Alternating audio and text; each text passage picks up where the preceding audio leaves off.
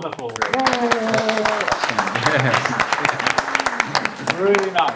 So thank you so much for joining, man. Because I was, but you see, thank you for having me. I'm super excited, and I'm gutted that I'm not there. I mean, I can see Ines, yourself, and the crew, and we were already kind of starting to plan the trip. All by myself.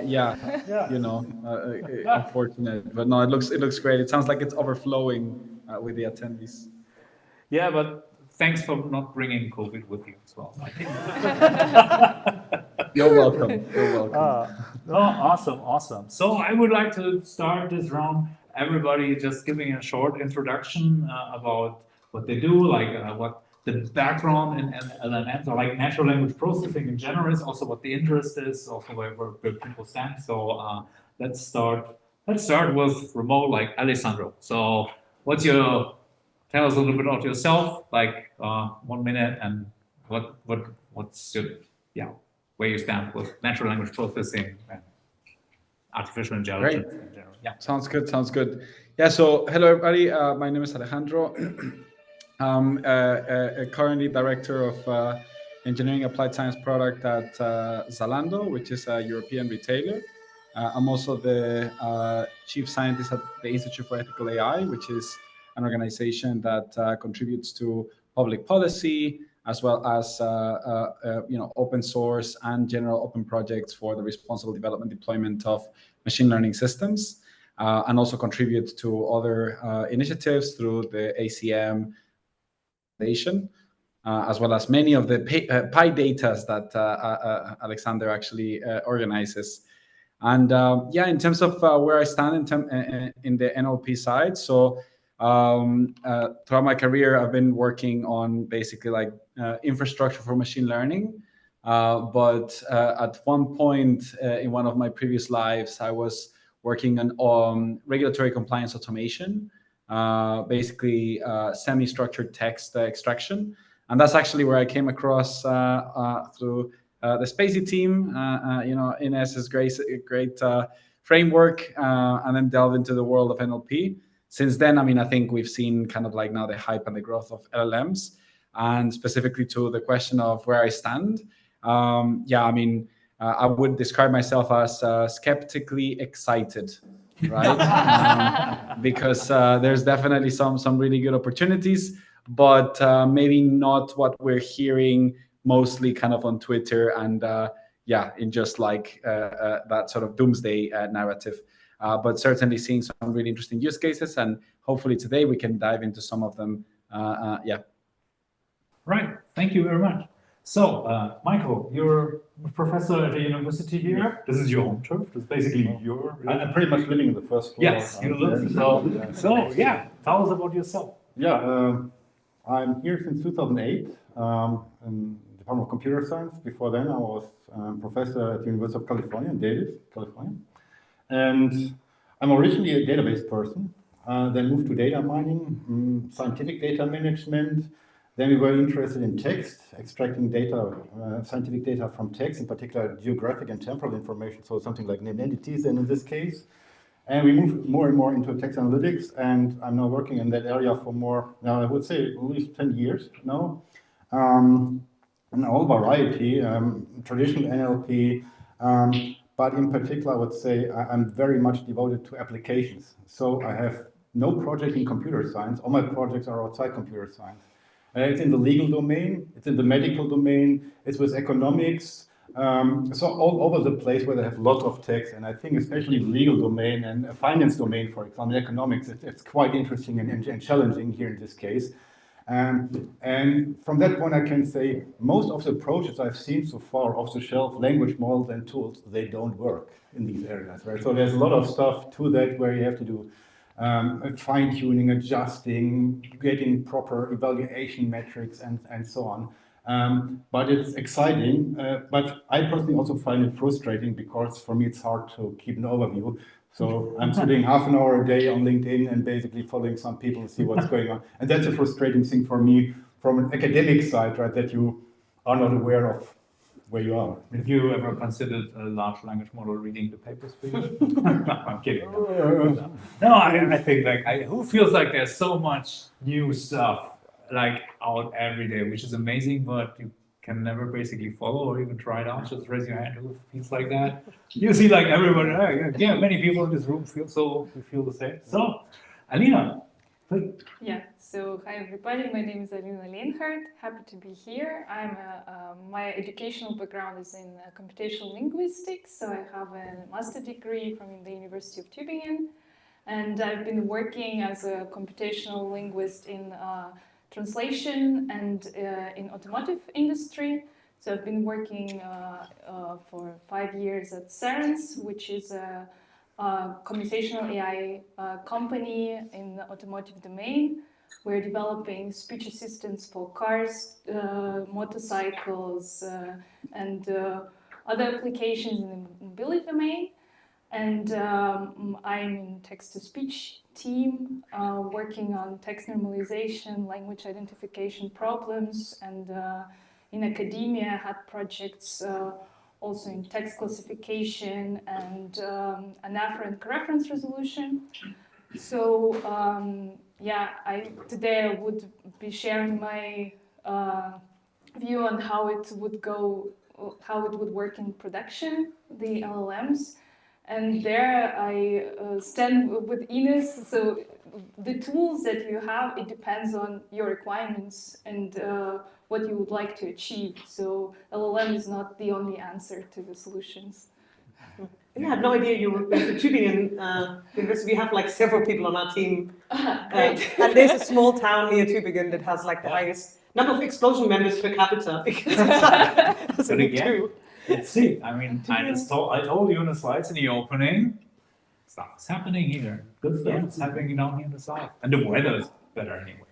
But apart from that, I collected some questions from upfront, and I would like to start with Ines, because like Ines, you've always been a supporter for open source. And at the time when there was like, hey, cloud services, models, you just throw text at models you've never seen, and you always said, no, this is not the future. Stacy is open source, so and have LLMs changed anything? Well, I mean, one of the yes and no, mostly. I mean, back then, really, the idea was, well, you always have to, if you think commercially, there has to be, people had this idea of like, oh, let's lock away our algorithms, let's lock away our models, and of course that can't, really win because all the work happens in academia, in the commons, and it's always public. But I think one of the reasons I think cloud APIs can, only get us so far is that doing the predictions is very rarely the end of what you're doing. Like it's usually like one part of your system, and you want to do more with those predictions, and you want to load them back into some structured format, compute with them, do stuff with them, and so it's very limiting. Like having a REST API and then trying to translate that to something in Python can be quite limiting. And of course, there are also other questions around data privacy, sending stuff to an API.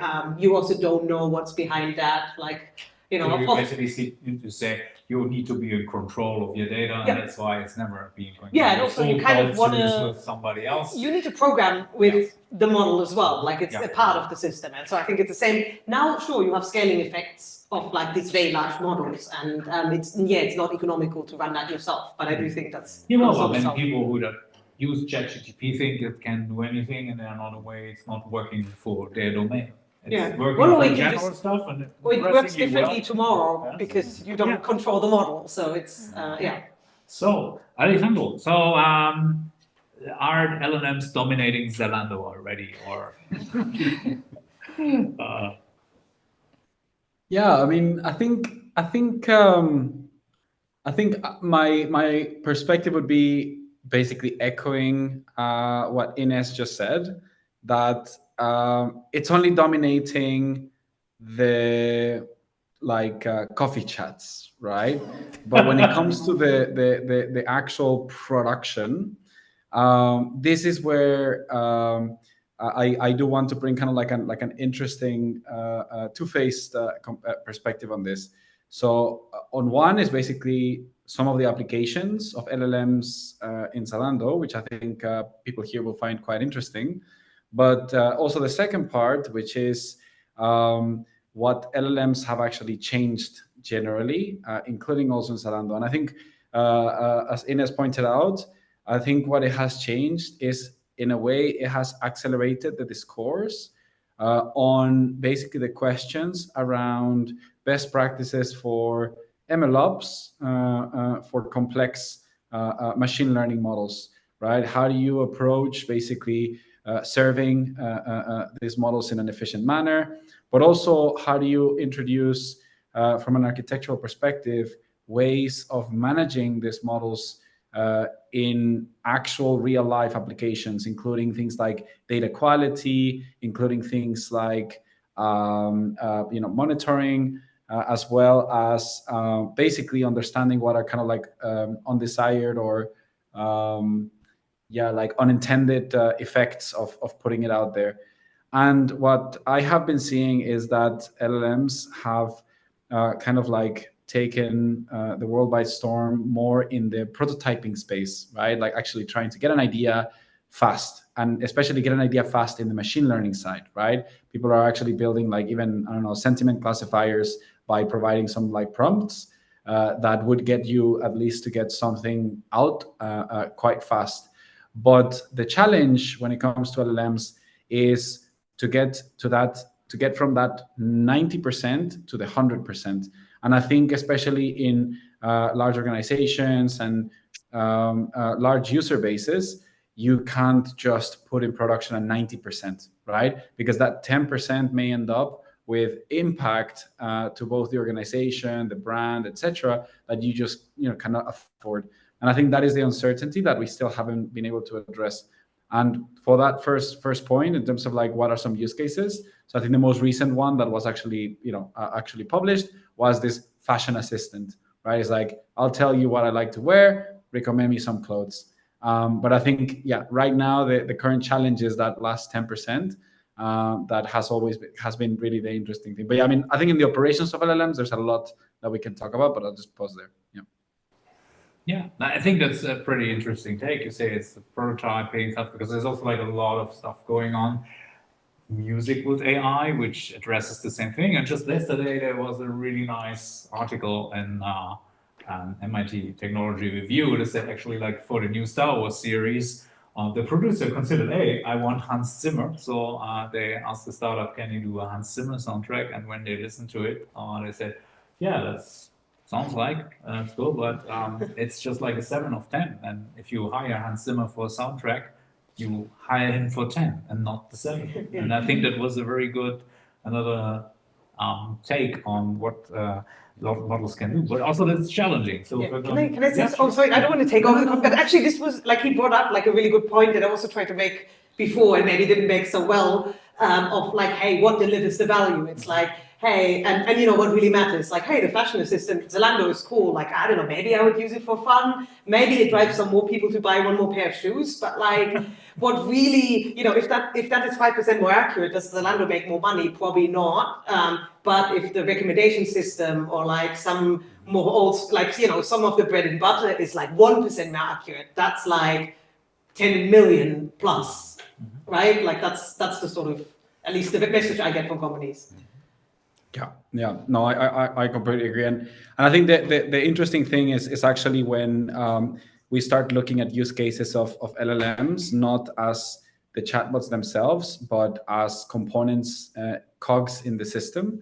And I think this is the second part. I mean, I think we can dive into it, but the other part that actually like LLMs are opening up in the discourse of operationalization is basically let's call it data-centric architectures for machine learning models, right? Where you have actually multiple nodes in your machine learning system, where a lot of the MMM world is starting to call it basically like agent chain architectures.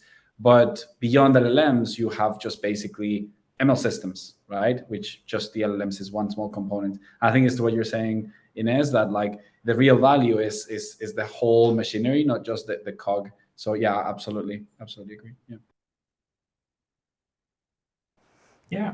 but also like we have challenges because my colleague had, like when we talked before said, hey, how can you keep up with that in your studies? I mean, there's always so many new things. Also like the technology, like technological challenge. Then you say, hey, please put this element on your laptop, and ChatGPT API is probably not good enough. So that's a challenge. Are any solutions, or is it something we should ideas? How can the community help for this thing, or is it basically?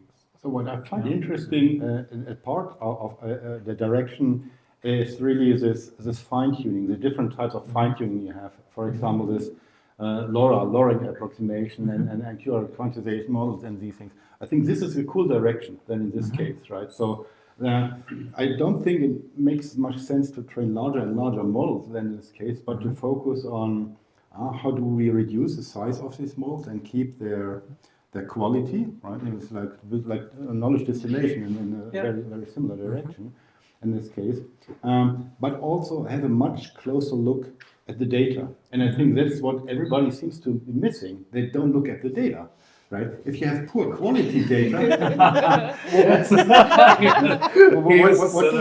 what do you expect then in this case? And would people spend more time looking at the data, and even many benchmarks that are out there, if you look at their quality in terms of duplicates data, incomplete data, and so on and so on, and then they are fine-tuning a model on poor quality data. True, in reality, I think you also have poor quality data, but I think it's time worth spent on improving the quality, curating the data, and then having a stable, good model then in this case. So these are the two areas where I think still a lot of stuff can be done that on the data side and on the optimization side, not training larger models in this case. And in particular, I'm not a big fan of these prompt engineering hype stuff at the moment, right? So for those of you who know adventures, these text adventures in the 80s, That's a really good one. this was some kind of prompting, go left, open the door, right? Pick the shovel, etc. Right? So it goes in that direction.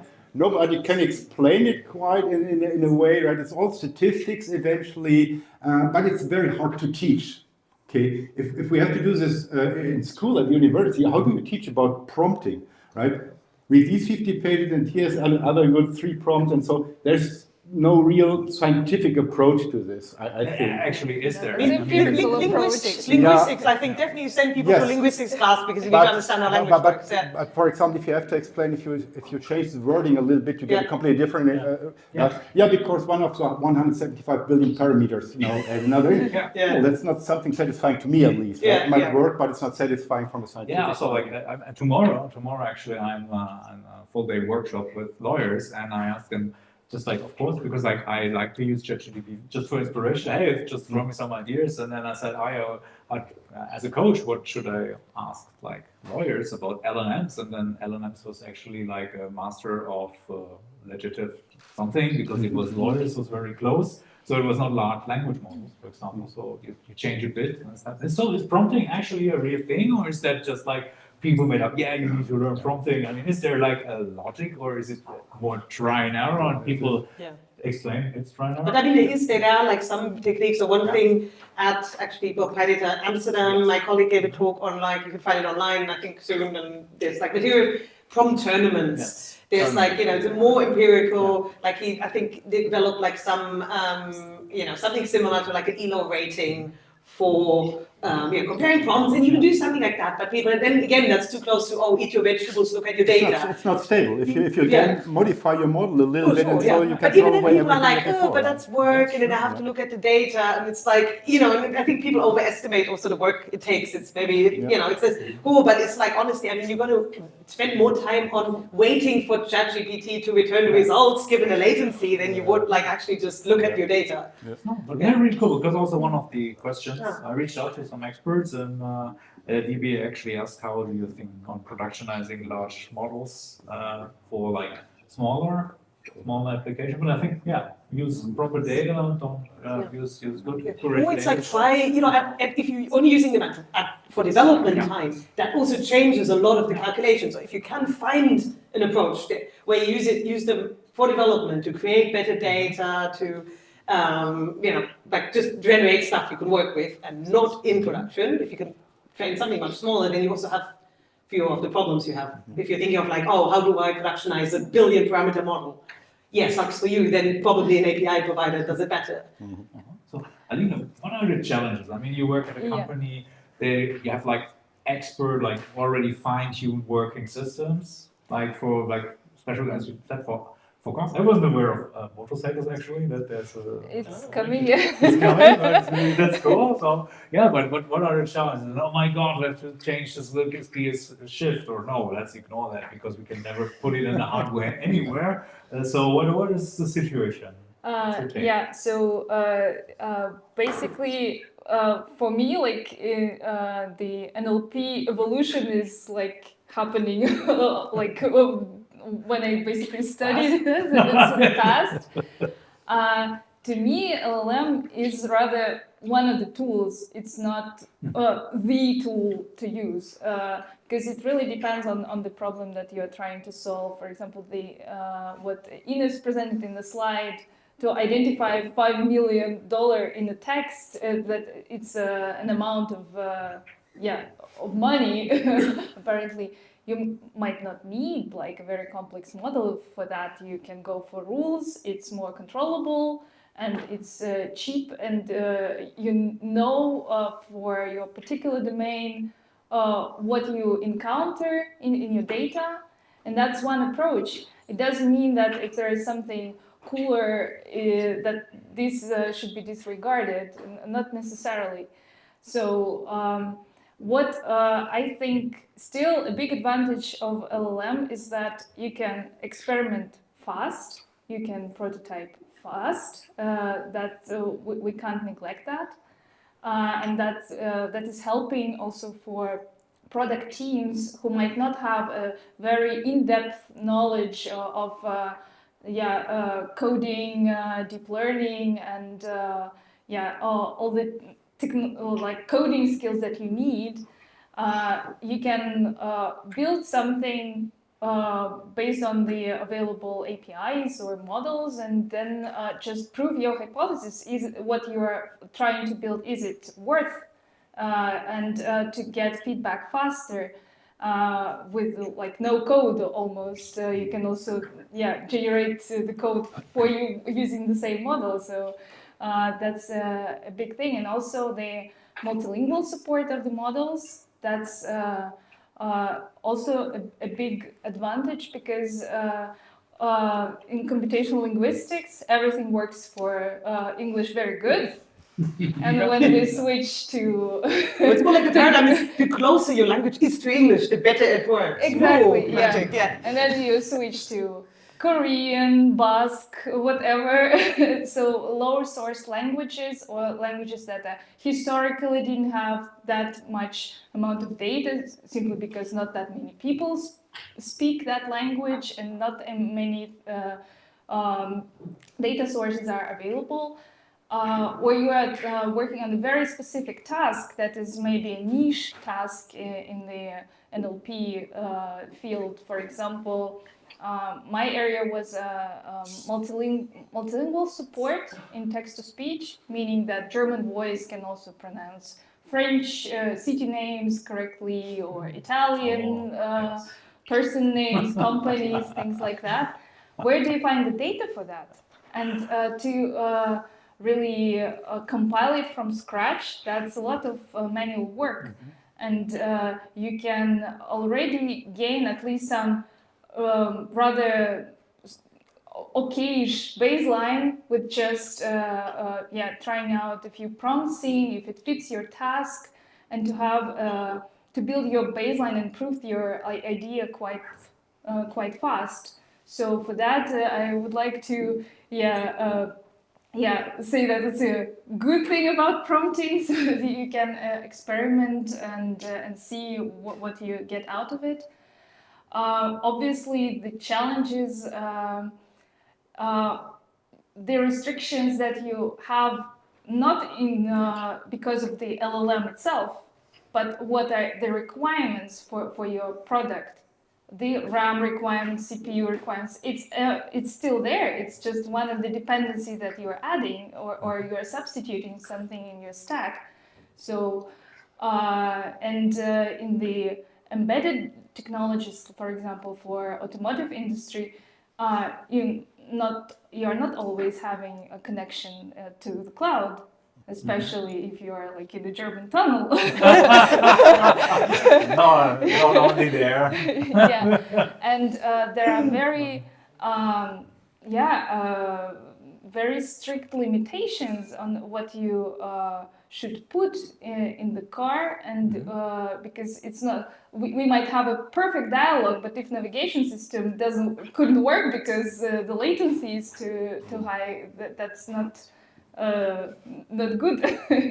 So it's still, of course, the industry, like the customers, the conversational AI companies are experimenting a lot with LLMs. I cannot speak, of course, for every branch and domain. I'm speaking about what I know, and they are trying to fine-tune, downsize the model for a specific task, etc.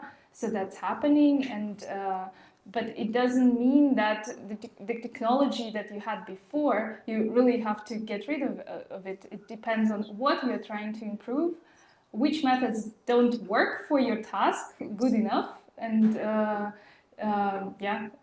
then you decide which approach is better. And I like the benchmark that you've shown today, that it doesn't mean necessarily that new model is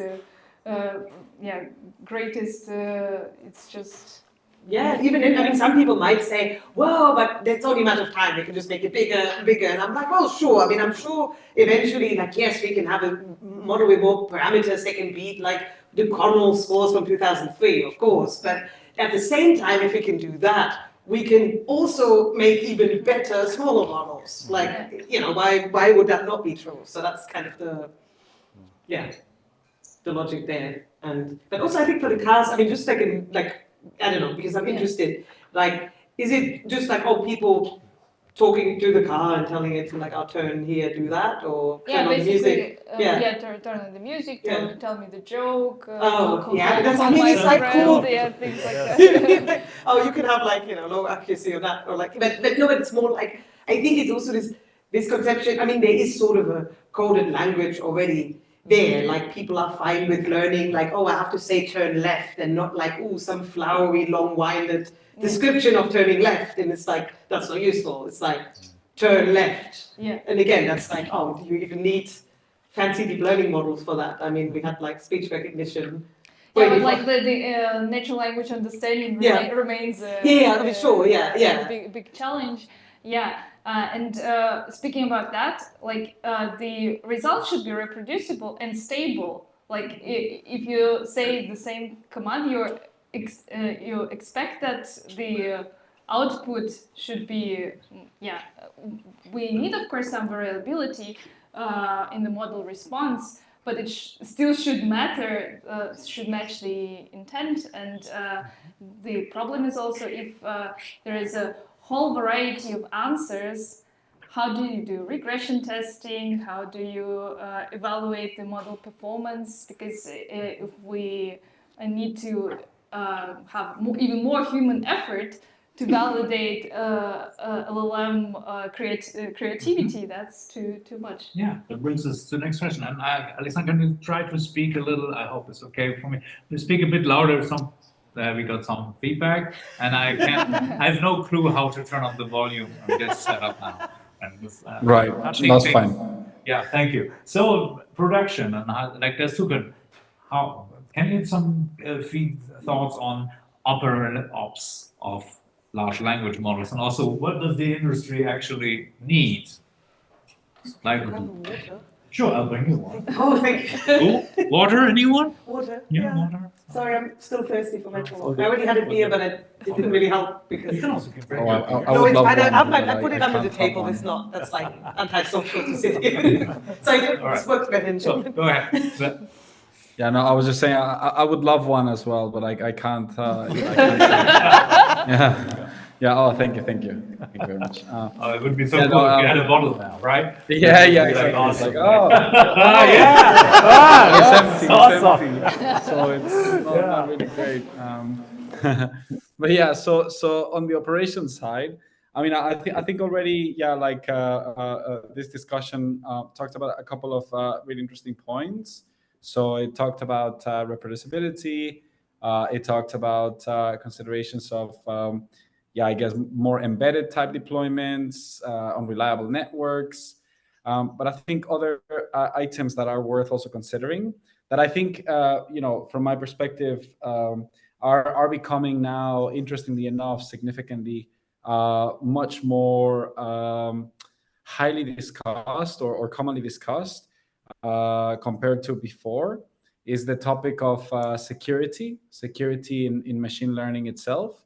So one thing to mention is that, I mean, the field of machine learning applied into security, I mean, is something that is present since I don't know, the 70s, right? Like we always start that university course where they tell you how to use a base classifier for spam, not spam, right?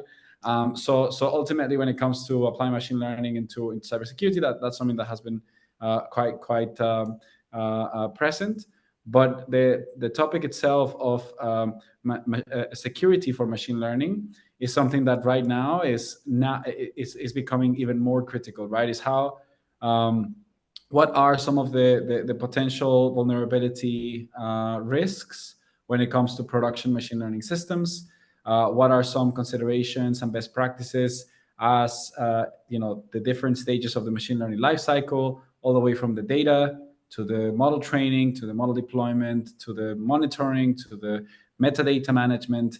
And there has been actually some really interesting developments that have discovered that, I mean, indeed, every single stage of the machine learning lifecycle is susceptible to, vulnerabilities, but also that there are some really interesting gaps within the ecosystem. I mean, just the fact that, practitioners, us, we love pickles, right? We love our pickles. I mean, maybe a show of hands. Can you just like explain pickle in one sentence to people? Well, I want maybe a show of hands who has used pickles in their machine learning. Oh yeah, a lot, like 80%. Okay, a lot. All right. A lot. Okay, well, so basically, pickles are just binary exports of trained machine learning models, and I mean, I think that's probably kind of like a compliment. It's actually just like Python binary dumps, right? In a non-safe format. And ultimately, this has been kind of like now an area of discussion of how do you kind of like introduce security in things like this, right? But there's also challenges when it comes to things like the data itself. There's elements of like data poisoning. There's elements of malicious kind of modification of the artifacts themselves, and it's also kind of the adversarial attack family of vulnerabilities, which is basically like the challenge of either reverse engineering your models or exploiting their capabilities. And I think this is something that we're going to start seeing more and more, just because going back to LLMs, we are starting to basically forget what we are told in the 101 of software, right? Which is basically, don't let strangers in the internet just send random commands to your computer with pseudo access, pretty much, right?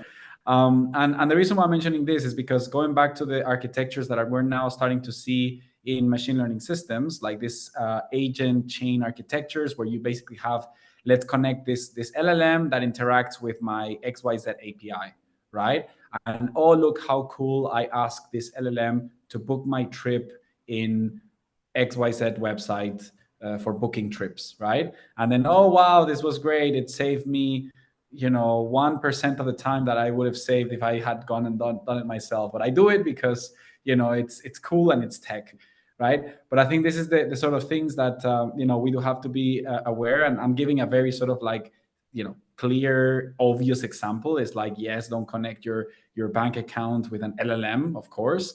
But I think when it comes to production systems, it's much more nuanced, right? Because it's ultimately multiple hubs of different components that have different levels of capabilities and interactions with different systems, that in the chain itself, you yourself may not have full awareness of what could be a corner case that could open up a new vulnerability, right? So I think, again, LLMs are providing much more intuitive use cases, but we are seeing this, going back to that example where the LLM is one specific small piece of the cog, or even to what is now being discussed, basically saying, hey, I use this LLM for prototyping, and now I want to just train this proper entity extraction model, right, on the data that was generated, but I want to still connect it into my entire sort of system. Now you have to take into consideration not just the security of your machine learning model, but the security of your machine learning system.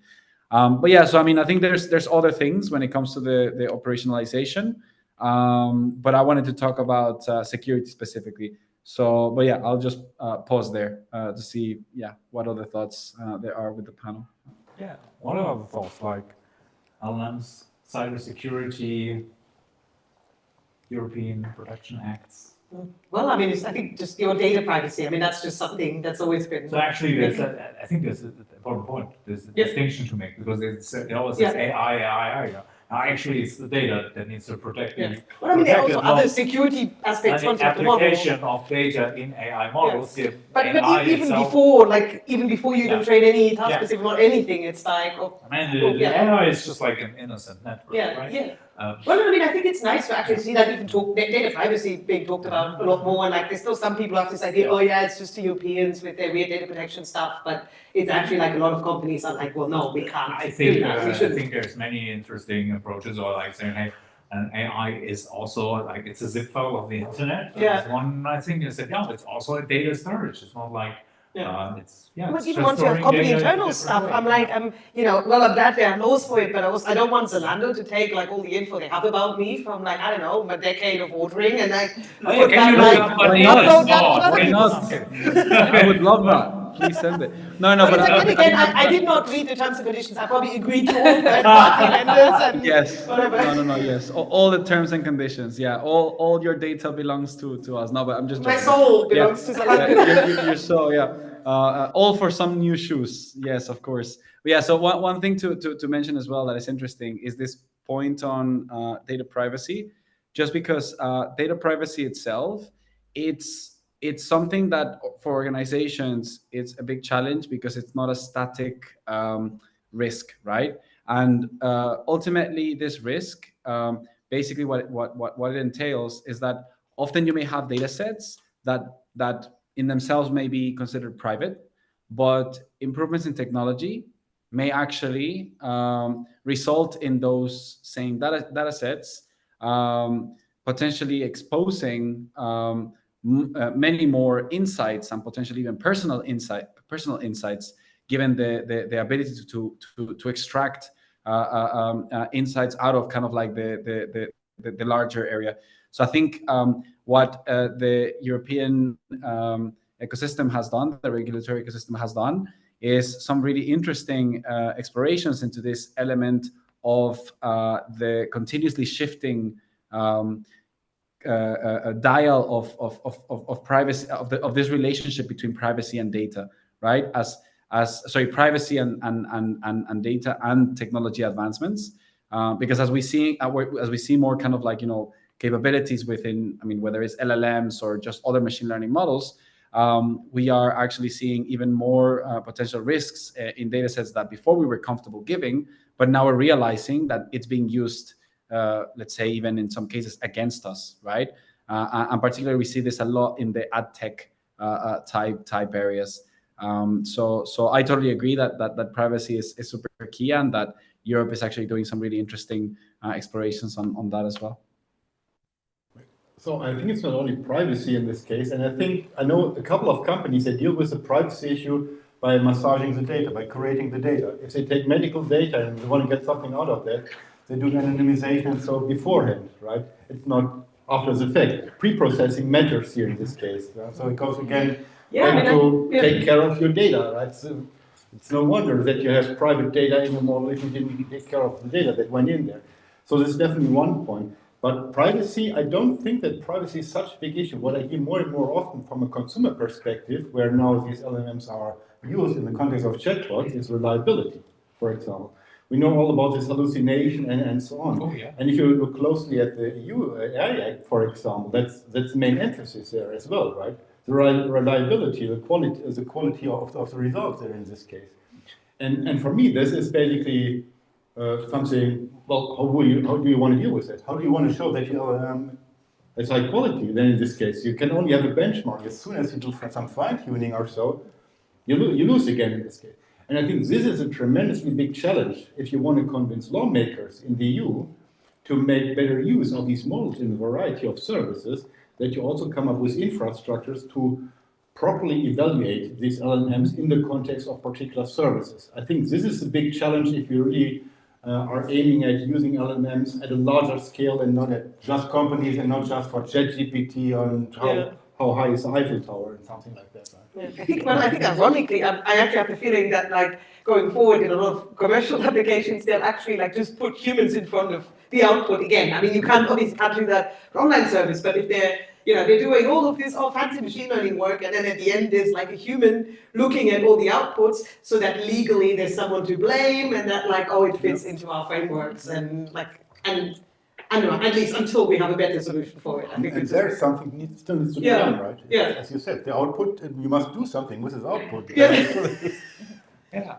No, it's not like, I mean, I like to refer to Catherine Jamou's keynote in Amsterdam, because she actually large language models are also like a chance and for communities to train their own models, like to curate their own models, so the models actually literally speak their language and reflect what the community is about. Because currently we have these large models that basically suck all the internet in, but we of course see, especially if something smaller, it's like a smaller community, it's not reflected at all. So it's like that's the common ground, and that's dominated by larger populations, or like populations that just produce more text than others.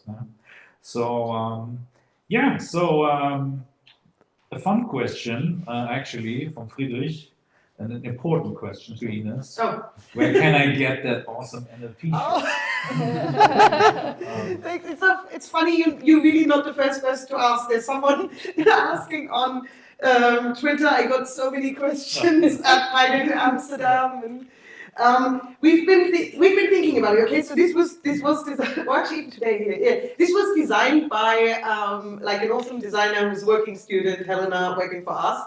And the instructions were like, oh, hey, we want something custom. Like it even has the displacing visualizer here. It's basically like it's very custom. And I said, I really want a shirt that can work in black, because all these like company shirts, they're always in colors, and I don't wear colors. So I'm like, I would love to wear a shirt, and so that's how this came about. It's only for the team at the moment, but there's a lot of there really is a lot of demand, and we have been joking about like, oh, what if like, I don't know, let's scrap all of this AI development and like commercial like software thing. Maybe our future revenue is just going to be in t-shirts, and that's Sign me up. Sign me up. Yeah. So let me just scroll through questions here. So what's the future of LLMs? Is it just a hype? I mean, probably where would we stand in the Gartner hype curve? Are we at the peak, and it's going to go really down soon, or is I think it's more of a tool, like just like how other like any other tool, and we have to learn how to do that. And then I think there are like a lot of societal questions, and of course, like, hey, using these bots in like a way, like it is the technology that has really taken off in the consumer-facing setup, and that is like a difference. And there's a lot probably coming from that. And it can be a chance there. Yeah. So actually, if I may add a fun story, actually, I sold a computer on eBay, and I thought, oh, don't sell it on eBay, because they always like the buyer always wins. So it was a bare bone. There was no hard drive, there was no operating system, there was no RAM, and then the person who bought it sent me a screenshot. No, sorry, I cannot log into my Microsoft account. I said, no, the computer obviously works, and ChatGPT gave me and I hate writing stuff like that, but I said, hey, write something friendly. And always said, oh, I'm so sorry, you cannot move your computer's ruined. And also then, of course, I said, oh yeah, it's a Microsoft amount. He used an apple.me address and I put all the information in because I knew eventually somebody from eBay support will read it and guess what? I won. Amazing. Yeah, anyway. Yeah, so it can help. It can be really useful, like I know someone who had like ChatGPT help with his wedding vows. Wedding vows. Oh yes. Yeah, like it's like. But until we notice that the wedding vows for everybody not the same. Yeah, well, I won't Very say often that you it get is. the same question. Perhaps it does help Same also for the answer. divorce. Yes. No, Yeah. they're still very happily married. Yeah. So are there any other like trends? What about like because we always say ChatGPT, there's Llama 2, there's a Falcon, there's a model every. Is there anything we distinguish between them, or is it just like all the same? Well, you should have the task, right? Yeah. So, for example, I currently have a lot of students doing their final thesis, and I cannot change a model every week, right? They stop using Falcon, use Llama 2 now, right? I can't do that. Okay. Because it doesn't matter that much Yeah. in its methodology, I think, in this case. You see the description of the data, what goes in there. I think it's a surrounding, and in particular the task. What are you using this for? Right? Once you have the task, I think then the model doesn't matter that much whether they use Kano or any of these large models, it's just fine. Concentrate on the task. And I think Is there even a big difference between models? It is, but also again, it depends on what you do. It's like, oh, what if are you like an academic looking at it? I think it's also because it's all like very easily accessible, and of course, if you follow, like even if you're not in academia, you follow like what's happening, and then you see like all the papers, and it can be hard to like really distinguish what matters and what doesn't. And actually, often the approach is well, you step back and wait a bit. That can be hard, but that's what we've always going to do. You have to wait until stuff catches on. Like you cannot tell whether something's going to be a thing. And if the community is going to standardize on something until you wait. Or like, for example, now if we're looking at like, the more old school transformer architectures and transformer weights that people now again call LLMs, like BERT, Roberta, whatever. There were like hundreds, thousands of them. But now the community has largely standardized on a handful. It's like BERT, Roberta Base, for like, there's like a few. And if you wait long enough, you're like, okay, those are the ones we use. So it's like when we kind of implemented a mini library, so we had like better building blocks for transformer architectures in PyTorch. It's called Curate Transformers. It's a very cool project. And we were like, well, we don't have to implement everything. Like, which ones? Cool, here's a handful, great, done. And that was done by just waiting. I think what we need are infrastructures that help us to evaluate these language models more efficiently. If you look at frameworks like Helm, this holistic evaluation of language models from Stanford, right? If I ask you, well, what metric would you pick, for example, to evaluate a language model? Well, it depends on the task, right? Even summarization, there are gazillions of different, not gazillions, but dozens of different metrics in this case. And if you look at a paper like this, like Helm, for example, where they have 52 or 54 metrics just for LLMs, right? It's not just prediction and recall, precision and recall. There are so many different things. And I think one better has to know about these things in particular, right? It seems to me that people are setting up some infrastructure and they have no clue about how to evaluate, what metric to pick here in this case.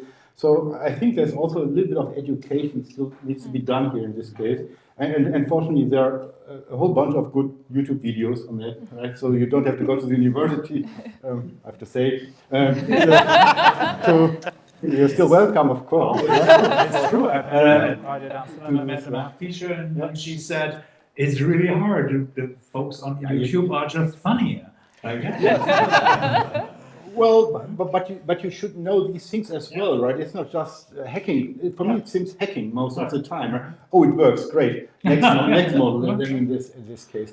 But a solid engineering approach. A lot of engineering is missing, I think, here in this case. What do you do? How do you evaluate? How do you choose a metric in this case? How do you compare models, for example? How do you choose efficiency versus performance? And in this case, So has already changed your teaching to say, hey? Well, I'm in the bad situation. I'm in the process of preparing a new class where I have to want to cover many of these things. Yeah. So good luck. If you consider the YouTube playlist.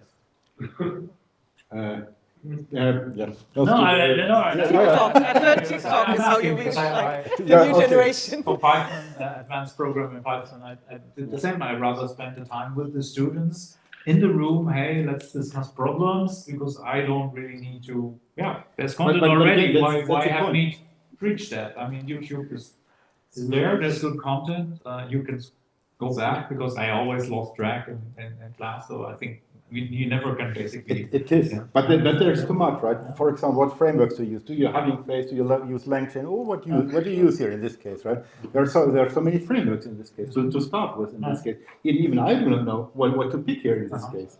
Like some like PyCharm, others like VS Code, right? So it's like that. But I think we are not like striving to find like the ideal solution. We never will find it. It's really case by case. For example, yeah, for me it's relevant how many languages the model support. Because if, for example, in text-to-speech team we have 65 language support. So, and not all the popular models have all that coverage. Yeah, the latency can be hosted, or is it? We need to send API calls, things like that. It's just depending on what are your technical requirements. The content is not clear. What is the model trained on? Which languages, with data sets? This is very often blurry or not available as well, right? But then you'll be back at like reasoning about stuff, looking at the data, and I think a lot of what you describe is stuff like trying to solve things with tech that you should solve with reasoning and like thinking, and that's like, I think that's a general pattern in our society. It's like, ooh, let's solve COVID, let's solve climate change, let's solve poverty with technology, ooh. And it's like, it doesn't work like that. Yeah, cool. So, any final comments? Yeah, sorry. Let's now really get Can I do something mildly Let's really get next experience. Can I do something mildly self-promotional? But it's more like, since looking at the data came up and there are lots of academics, we do develop Prodigy, which is a downloadable tool that you own, and it's scripted in Python. I showed it in my talk, and we have a free program for academics. So if you want to use it for research, you can email us. It's free. I mean, it's free, so why shame? Well, yeah, well, no, it's free. But otherwise, it costs a bit of money, but only once, and it funds ourselves. So how can students? Just, I think at the moment, email us. We used to have a form on the website, but if you put something on your website, there are like tons of people who are not actually researchers and work at companies. And once you look them up, you're like, what the fuck? Come on, dude, you work at like insert like tech company here. You have money, like stop. And so that's why we're like, yeah, sorry, we can't like make it so easy anymore. So we have to email and then tell us I don't know. The application is Well, yeah, we send a form, but it's like if you put it on the website, it like attracts too many people who try to scam.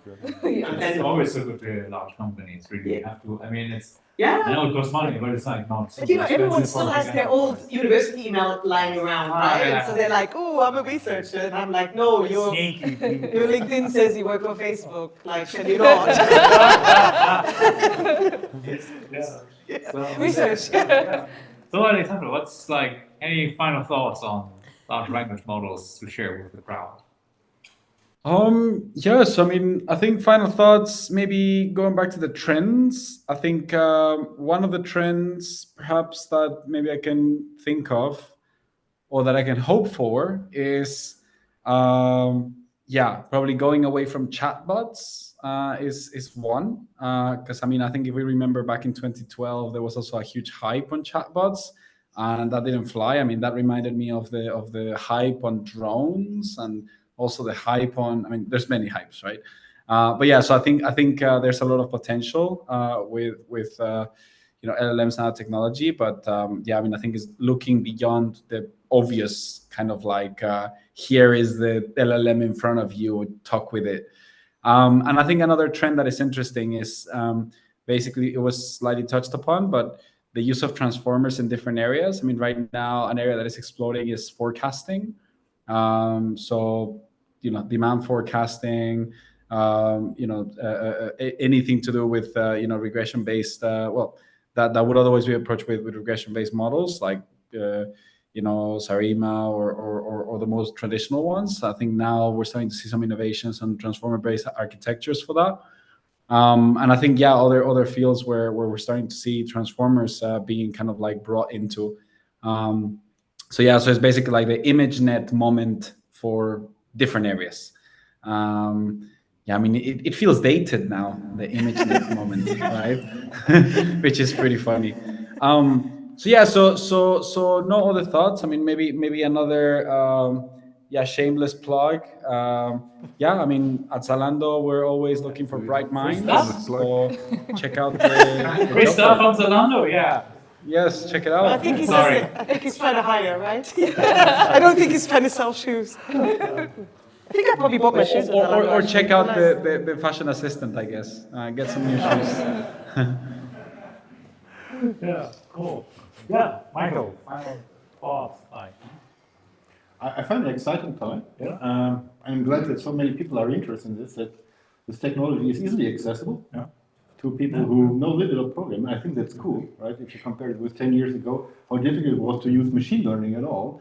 So I think that it's really cool. It gives you some ideas, and hopefully, especially young people, it motivates them to do something good with that technology. And I think that's an important thing. Not only look at the business, but also try to do something good with. Yeah, I think that's an excellent point. Like, how accessible, like even the models are now, like millions and millions of dollars to create. So even they are. And you see what Google did with this protein folding things, and so how it advances fields. And I think in that area we can gain a lot. In particular, everything that has to do with public health, with poverty, and so let's also think about how to do this and not just sell stuff to people and convince people to buy something. Yeah, I mean, that's No.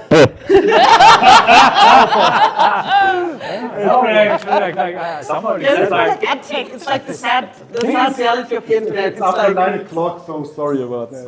it's quite some time ago, somebody said that one of the biggest problems in our times is that the smartest people actually are working on selling, like optimizing ads on the internet.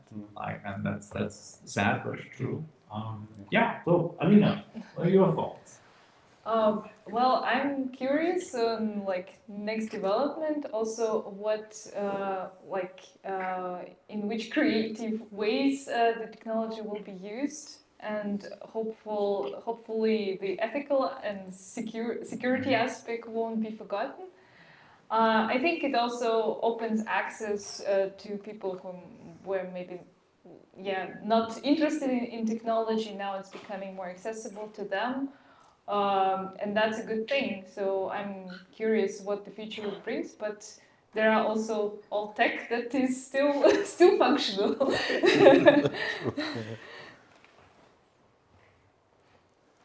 Oh wait, I think I feel like I talked. It's sort of inserted myself between all of you, so I feel like I'm kind of done. All right. Thank you all so much for joining. Get well soon, Alejandro. Thank you so I much hope for so. joining. Thank you for having me. Thank you for having me. And still got it. I couldn't be there, but thank you for having me. Always a pleasure. As always, the next time. All right.